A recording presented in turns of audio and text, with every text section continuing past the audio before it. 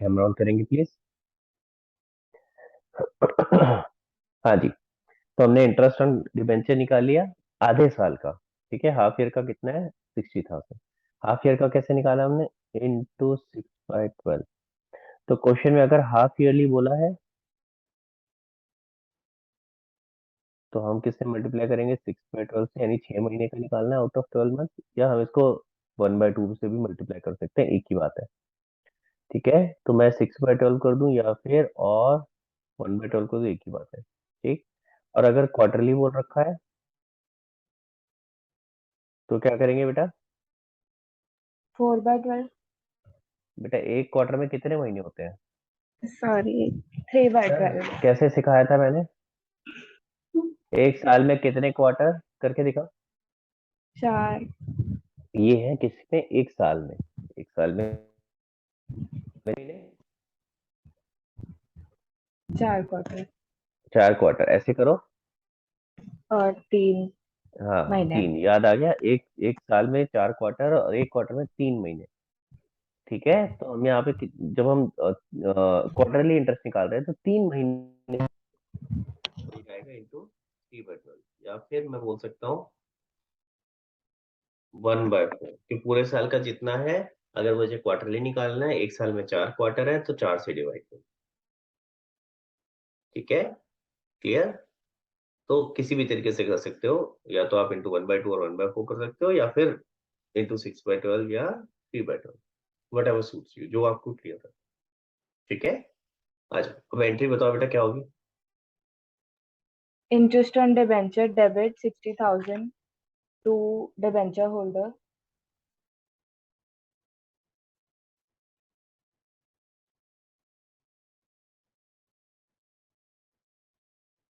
हम्म।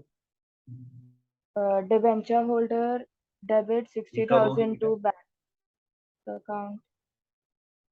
ये कब होगी एंट्री? 31st मार्च। बेटा अभी तो बात हुई थी ना कि हाफ ईयरली पे अच्छा, होगी। 30th सितंबर। हाँ, तो ये होगी 30 सितंबर 2019। ठीक है, 1920 ईयर है जिसमें मैंने जो एग्जांपल लिए हुए अभी। ठीक है, फिर उसके बाद अगली एंट्री बताओ, फिर दोबारा 30 सितंबर 2019, बताओ क्या एंट्री होगी। Debenture holder debit to bank 60,000।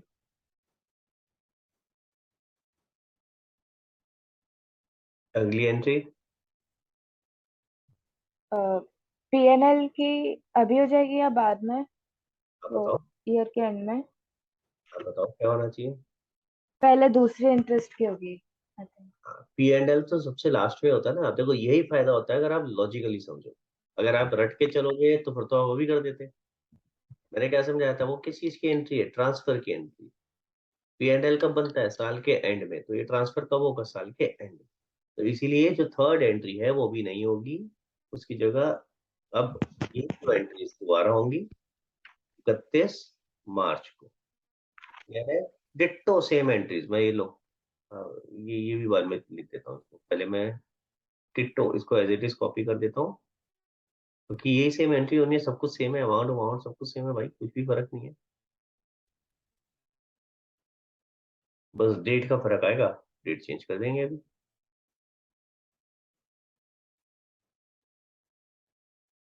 ठीक है, ये देखो बिल्कुल सेम हो गई एंट्रीज। यहाँ डेट चेंज कर देते हैं, 30 सितंबर की जगह ये कौन सी हो जाएगी? 31st मार्च मार्च 2020। 2020। और अब एक आखिरी एंट्री हो जाएगी ट्रांसफर की। बताओ क्या होगी। PNL account debit to interest on debenture 1,25,000। एनएलटीओ का क्या आता है? क्या? पीएनएल नहीं आता कंपनी के केस में, पीएनएल की अच्छा, statement of PNL. Statement of P and L account debit to, बोलो। Interest on debenture amount. 1,20,000। Very good. Interest on debenture 1,20,000। अब बच्चे गड़बड़ क्या करते हैं, देखो यहाँ पे दो जगह गड़बड़ करते हैं। सबसे पहली चीज, 3 एंट्री थी, 3 की 6 बना देते हैं, ठीक है, कि भाई सेमी एनुअली हो ना, तो जो एंट्रीज हमने 3 करी थी वही डबल कर देते हैं, तो सारी चीजें एज इट इज डुप्लीकेट कर देते हैं। तो प्रॉब्लम क्या होता है, गलती क्या कर दी, जो P&L में ट्रांसफर करने वाली एंट्री थी वो साल के एंड में एक बार होनी थी, वो भी वो 2 बार कर देते हैं, 30 सितंबर को भी ट्रांसफर कर, 30 सितंबर को ट्रांसफर नहीं हो सकता। क्लियर हो रहा है मेरी बात? जब तक पूरा साल खत्म नहीं होगा अकाउंट कैसे क्लोज करोगे, बीच में तो कर नहीं सकते ट्रांसफर, ठीक है। तो एक बात ये याद रखना, रिपीट जो होंगी वो सिर्फ ये 2 एंट्रीज होंगी, पहली 2 एंट्रीज रिपीट हो रही हैं। और दूसरी गलती क्या करते हैं बच्चे, जब स्टेटमेंट ऑफ P&L वाली ट्रांसफर एंट्री बनाते हैं तो वहां पे कितना अमाउंट ले लेते हैं, 60,000, क्योंकि फ्लो में होते हैं, ऊपर भी 60 चल रहा होता है, तो यहाँ भी 60,000। भाई ये दोनों का टोटल जाएगा, पूरे साल में कितना इंटरेस्ट आपका इस अकाउंट में गया, पहले 30 सितंबर को 60,000 गया, फिर 31 मार्च को 60,000 गया, टोटल कितना हो गया, 1,20,000। तो ये एंट्री तो आपकी सेम है, अगर आप ध्यान से देखो, चाहे आप एनुअली कर रहे हो, ये देखो ऊपर वाली देखो, चाहे आप एनुअली कर रहे हो, चाहे आप सेमी एनुअली कर रहे हो, चाहे आप क्वार्टरली कर रहे हो, जो थर्ड एंट्री है वो तो हमेशा यही रहनी है, statement of P&L to interest total amount. समझ आ गई मेरी बात? क्लियर हो गया? किसी को कोई डाउट यहाँ तक? हाँ जी, किसी को कोई डाउट? चलो मैं फिर आगे, अब क्वार्टरली वाला केस मैं करके नहीं दिखा रहा हूँ, क्वार्टरली वाला आप कर सकते हो। क्वार्टरली वाले में कितनी एंट्रीज हो जाएंगी बेटा?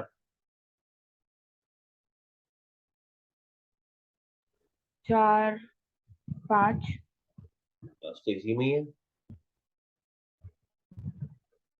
तो मतलब 10 ऐसे थोड़ी ना, ध्यान से सोच के बताओ। 9 एक्चुअली 9 एंट्रीज होंगी। 9 एंट्रीज कैसे होंगी क्वार्टरली में, कब कब होगी, पहले जून में होगी, 30 जून को 2 एंट्रीज होंगी, interest from debenture to debenture holder, debenture holder to bank. Amount कितना हो जाएगा, 30,000, ठीक है, क्लियर। फिर यही एंट्री दोबारा रिपीट होंगी, दो दो एंट्री फिर से दोबारा रिपीट कब होंगी, 30 जून के बाद 30 सितंबर को, सेम बिल्कुल डिट्टो 2 एंट्री रिपीट हुई। फिर 30 सितंबर के बाद 31 दिसंबर को फिर से वही एंट्री रिपीट हुई, interest on debenture to debenture holder, debenture holder to bank, 30,000। फिर उसके बाद 31 मार्च को, तो यानी 8 एंट्रीज तो ये हो गई, क्लियर हो गया। उसके बाद एक आखिरी एंट्री होगी साल के एंड में, हम ट्रांसफर करेंगे, वो एंट्री हमेशा सेम रहनी है, statement of P&L to interest on debenture total amount. ये याद रखना, ये टोटल इंटरेस्ट आएगा तो 1,20,000 ही आएगा, पूरे साल का वही है ना। तो ऊपर वाली एंट्रीज में 30,000 हो गया, और उसके बाद पूरा 1,20,000। Are you with me? चलें आगे।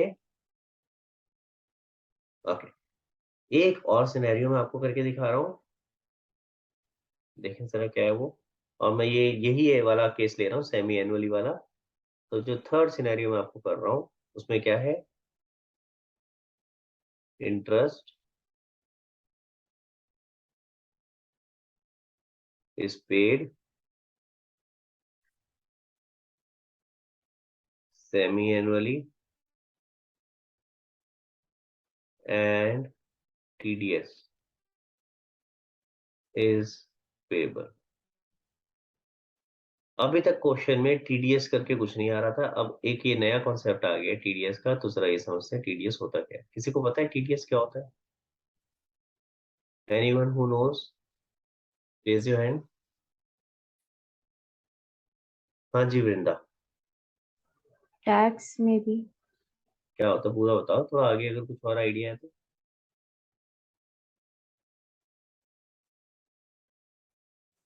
कुछ इलेबोरेट कर सकते हो तो बताओ, पूरा फुल फॉर्म पता है क्या होती है?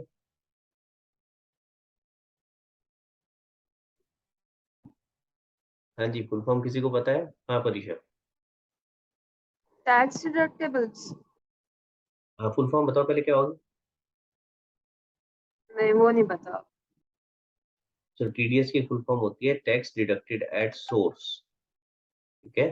पहले मैं क्वेश्चन को ठीक कर देता हूँ, क्वेश्चन में फिर इसके अलावा क्या लिखा आएगा, देखो बाकी सारा क्वेश्चन तो सेम है, ठीक है। साथ में लिखा आएगा tax deducted at source short में इसको हम TDS कहते हैं, @10%।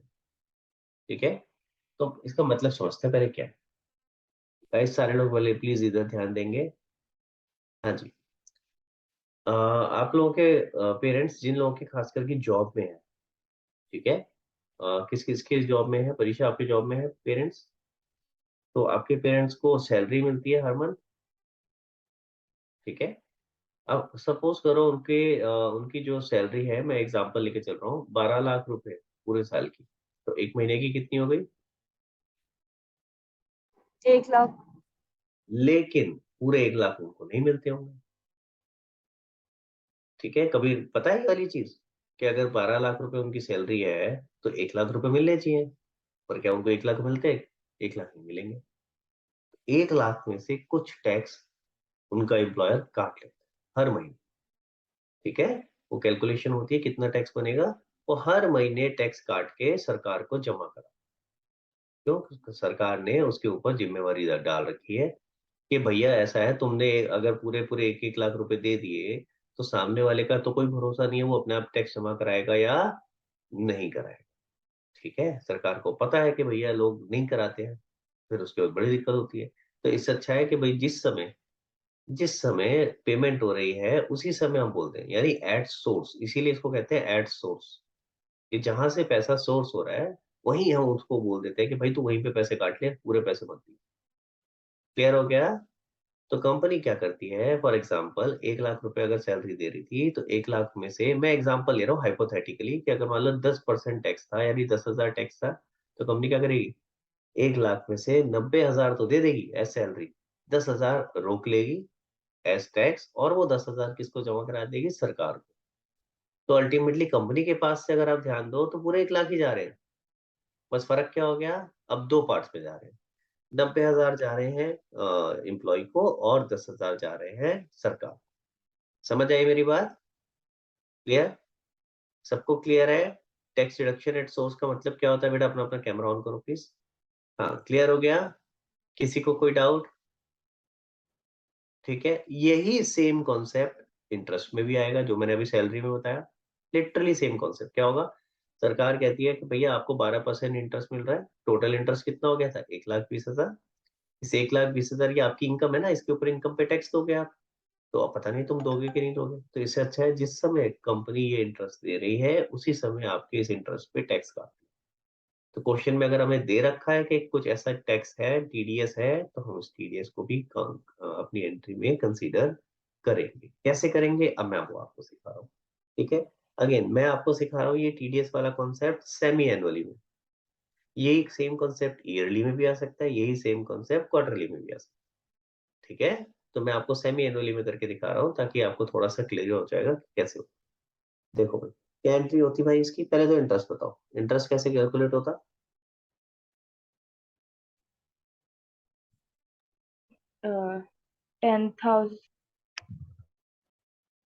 10,000 into 10 into 12 upon 100 into 6/12.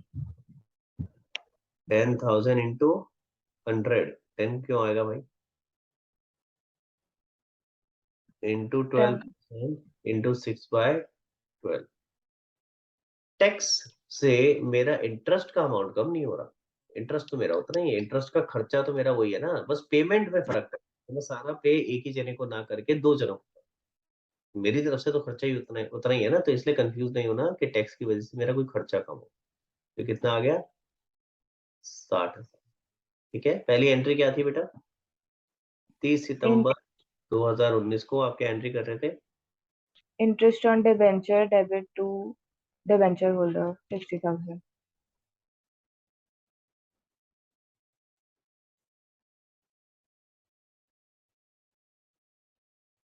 अगर आप इस एंट्री को समझो तो आप क्या कर रहे थे, 60,000 रुपए मेरे ड्यू हो गए, सारे लोग इधर देखेंगे प्लीज, नोट नहीं करेंगे।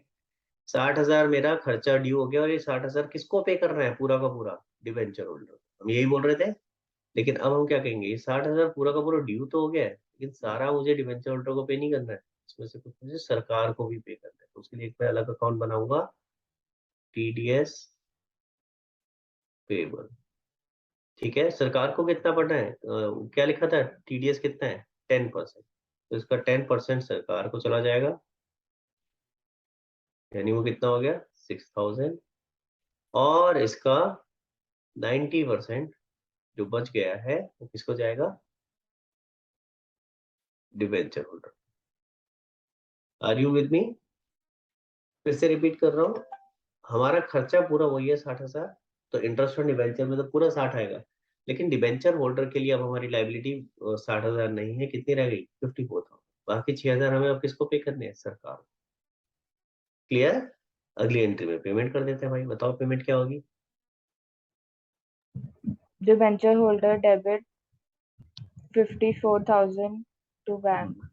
Debenture holder debit 54,000 to bank, सरकार को भी तो पेमेंट करनी है, तो उसकी एंट्री भी बता दो। TDS payable debit to bank TDS payable 6,000. Debit to bank. Clear हुआ?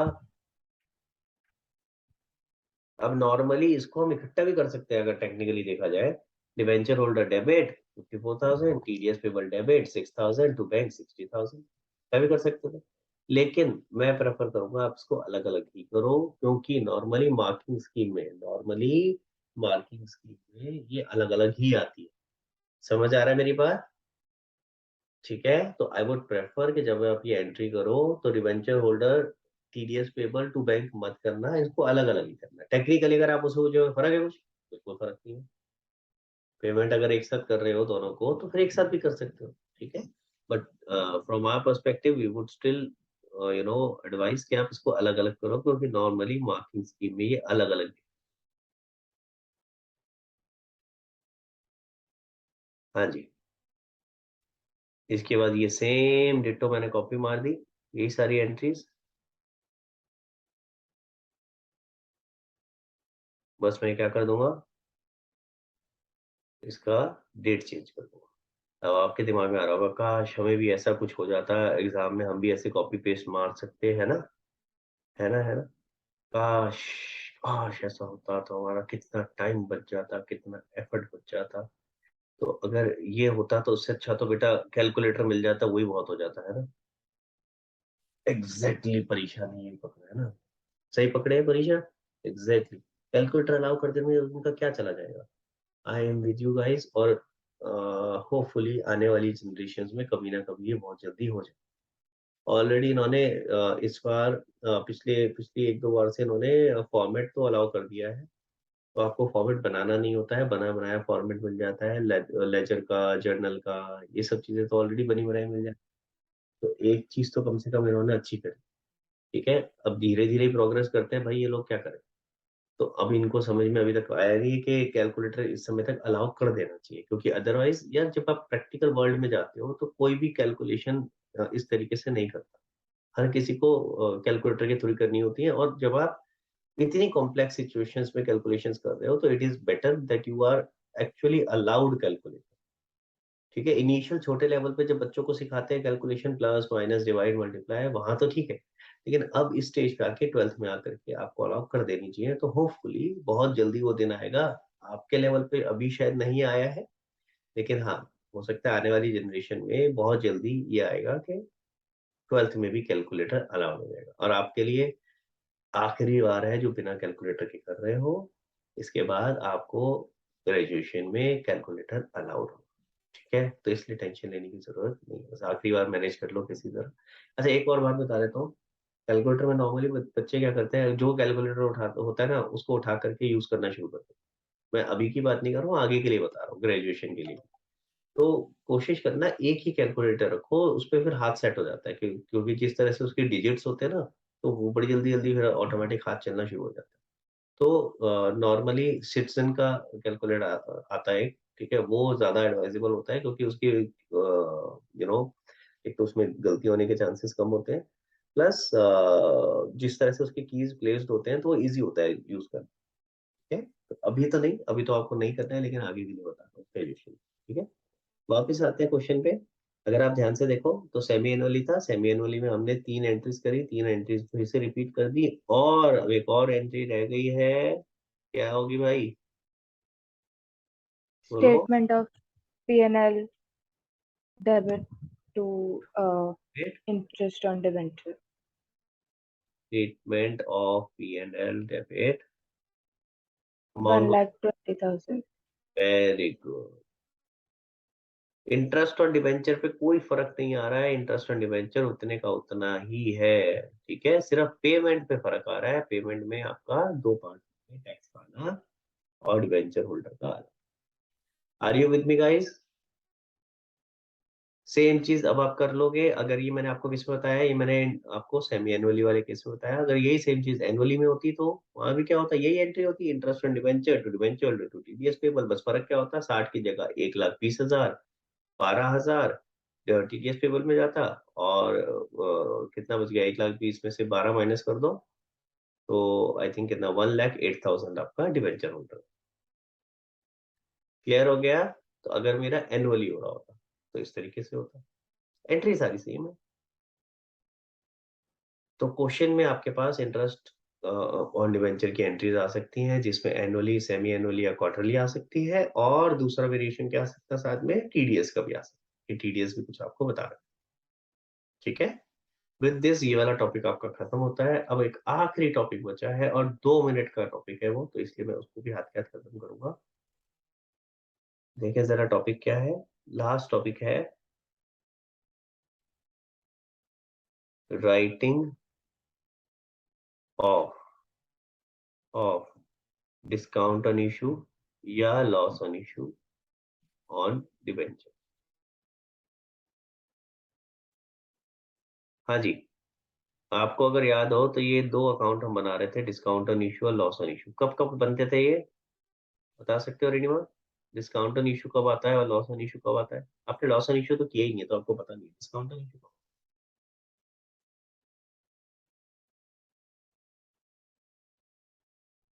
The discount on issue तो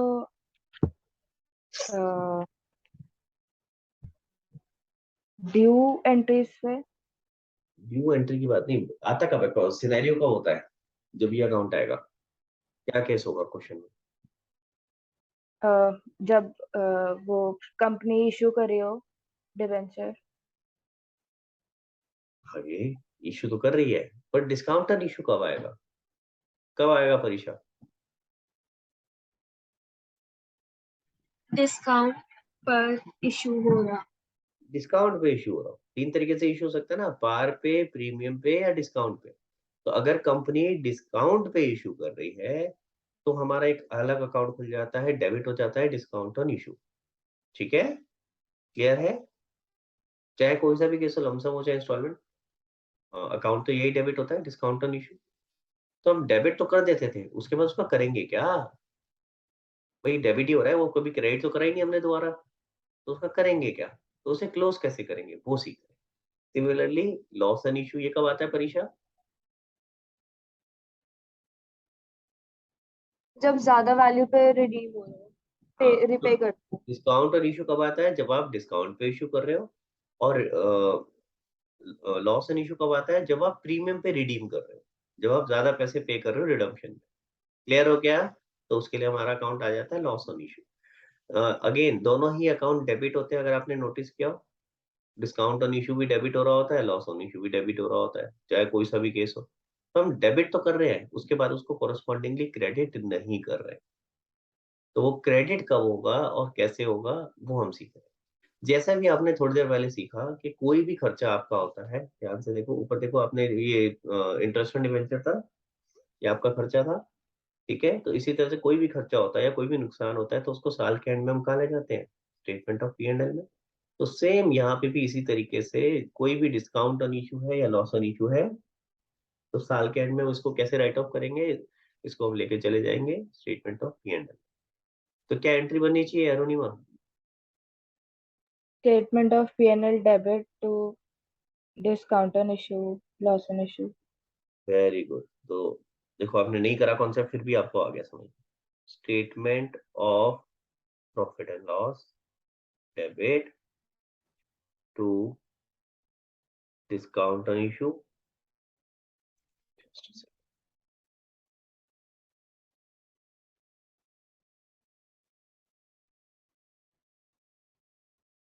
या फिर अगर केस है लॉस ऑन इशू का तो to loss on issue of debenture.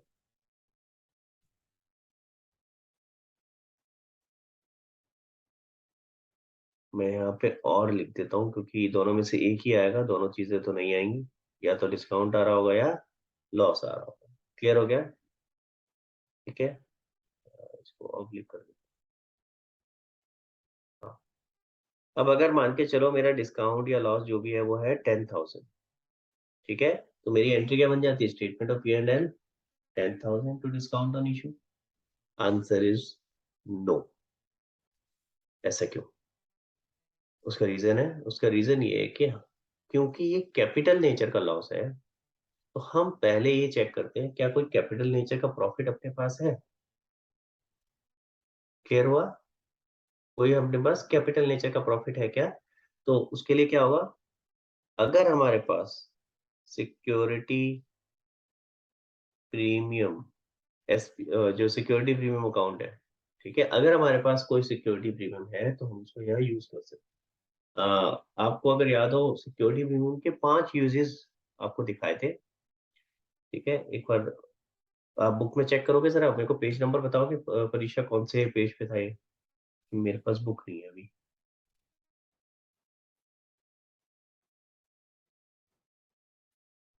9.25।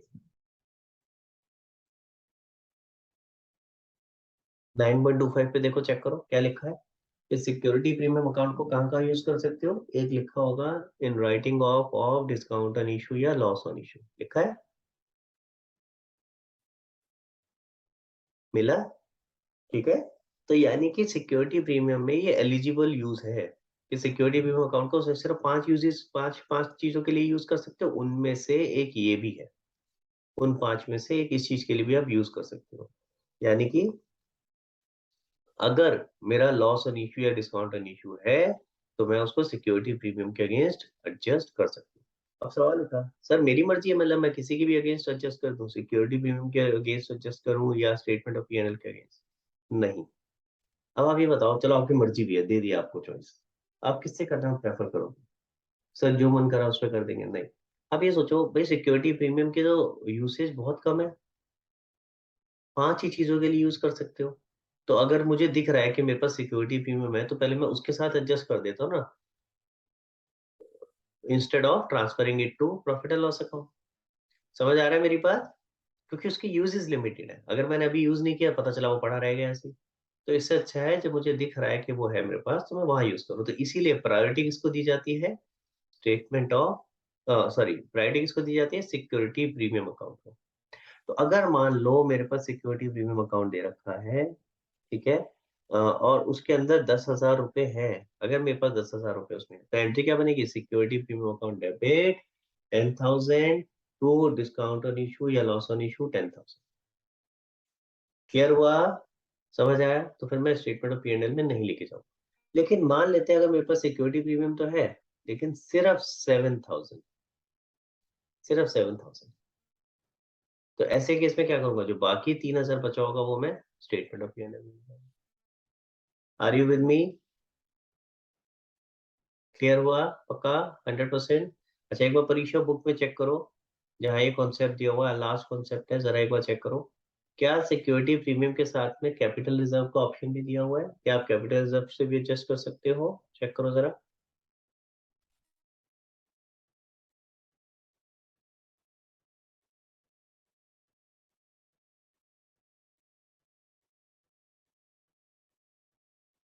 मिला ये कॉन्सेप्ट कहाँ पर है? सर इलस्ट्रेशन देखते हो उसमें तो सब में सिक्योरिटी इलस्ट्रेशन पहले प्रीमियम देखो ही। ना, इलस्ट्रेशन से पहले बताया होगा। ये जैसे मैं यहाँ करके दिखा रहा हूँ ऐसी कॉन्सेप्ट होगा ना, जहाँ पे हेडिंग होगी उसमें लिख के दिखाया होगा ना कि किसके साथ एडजस्ट करो, एंट्री दिखा रखी होगी बेटा। नहीं है सर, सिर्फ सिक्योरिटी प्रीमियम। सिक्योरिटी प्रीमियम और स्टेटमेंट ऑफ P&L है ना? ठीक है, तो आपके पास सिंपल सी फिर आपको याद रखनी है, ये देखो, ये याद रखना है गाइस। फिर आपको सिंपल से याद रखना है कि आप जो भी आपका डिस्काउंट ऑन इशू या लॉस ऑन इशू है, आपको साल के एंड में उसको राइट ऑफ करना है। ये भी कब एंट्री हो रही है? साल के एंड में, 31 मार्च, ठीक है। तो आपको साल के एंड में उसको राइट ऑफ करना है। बस एक बात याद रखनी है, अगर मेरे पास सिक्योरिटी पेमेंट है तो उसको पहले प्रेफरेंस दी जाएगी, अगर वो नहीं है या वो कम पड़ता है तभी हम अमाउंट स्टेटमेंट को P&L में लिखेंगे। क्लियर हो गया? समझ आ गया? कोई डाउट? पक्का? चलो तो फिर आज की क्लास यहीं खत्म करेंगे। आप इसका फोटो खींच सकते हो, मैं पुराना एक बार दिखा देता हूँ। तो जिसका जो पार्ट रह गया एक बार उसकी फोटो खींच लो। ये लो।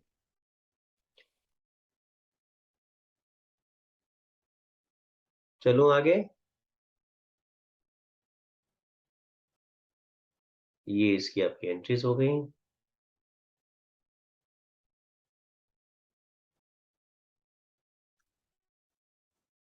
ये पहला केस था हमारा एनुअली, देन उसके बाद हमारा ये आ गया सेमी एनुअली।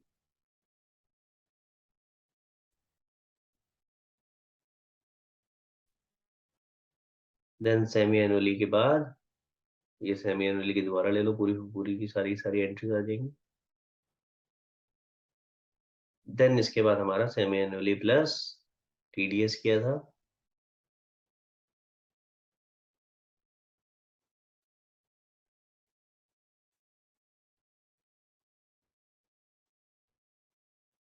ठीक है, एंड देन उसके बाद ये लास्ट टॉपिक हमारा हो गया जो कि था writing of discount on issue, loss on issue. Clear हो गया गाइस? कोई डाउट?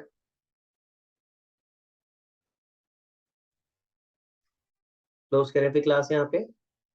ठीक है, अब आपके क्वेश्चन जो बचे हैं वो आपको सारे क्वेश्चन करने हैं, तो मैं एक बार निकाल लेता हूँ।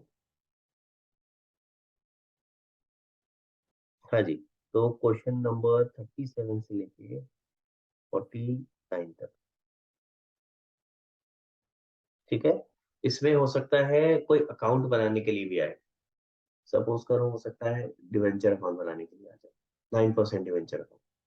तो क्या करना है, जनरल क्या नाम है, आपने लेजर अकाउंट तो बना रखा है ना 11th में, वैसे ही लेजर अकाउंट बनेगा, और जो आपकी जर्नल एंट्री है जैसे पोस्ट करते थे उस लेजर अकाउंट में वैसे पोस्ट हो जाएगी। फॉर एग्जाम्पल अगर मान लो मुझे इस एंट्री को पोस्ट करना था, आ गया भाई।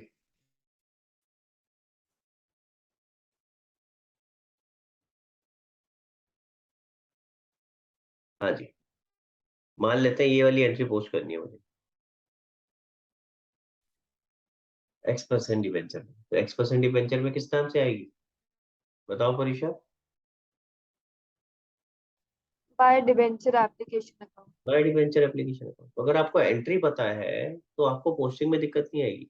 तो कोई भी अगर अकाउंट आ भी जाता है लेजर अकाउंट बनाने के लिए तो घबराना नहीं है। ठीक है, तो लेजर अकाउंट वैसे ही बनेगा जैसे आप 11th में बना रहे थे, और बस आपको उस अकाउंट की रिस्पेक्टिव एंट्री देखनी है कि क्या एंट्रीज वहां पोस्ट हो। ठीक है, वो आप वहां पे पोस्ट कर दो। क्लियर हो क्या? तो क्वेश्चन के रिक्वायरमेंट जरूर ध्यान से पढ़ना, ये नहीं है कि लेजर अकाउंट बनाने को आया हम तो जर्नल एंट्री करके आ गए, जीरो, कुछ नहीं मिलेगा फिर।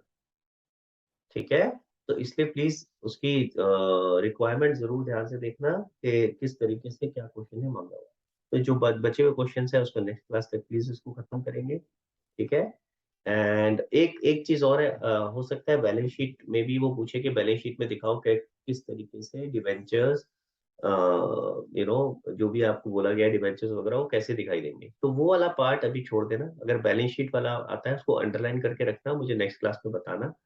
ठीक है, मैं चाहता हूँ कि एक बार हम बैलेंस शीट पूरा ढंग से कर लें, फिर वो ज्यादा अच्छे से समझ में आए। तो बैलेंस शीट पार्ट वाला भी आपका शेयर्स का भी रहता है। ठीक है, अभी ये डिबेंचर्स का भी है, इसमें कुछ अगर आता है बैलेंस शीट वाला कि बैलेंस शीट में कैसे दिखाएंगे तो मुझे बता देना कि सर ये वाली चीज अभी हमने छोड़ दी है, इस क्वेश्चन में थी, अंडरलाइन करके रखना। ठीक है, बाकी आप सब करके रखना, बाकी सारे क्वेश्चन आप कर सकते हो। क्लियर है गाइज? ठीक है, चलो तो फिर आज की क्लास यहीं पे खत्म करते हैं। परीक्षा मुझे एक सर बार आप फ्राइडे की रिकॉर्डिंग मैं अभी डाल एक रहा हूँ बार थोड़ी देर में।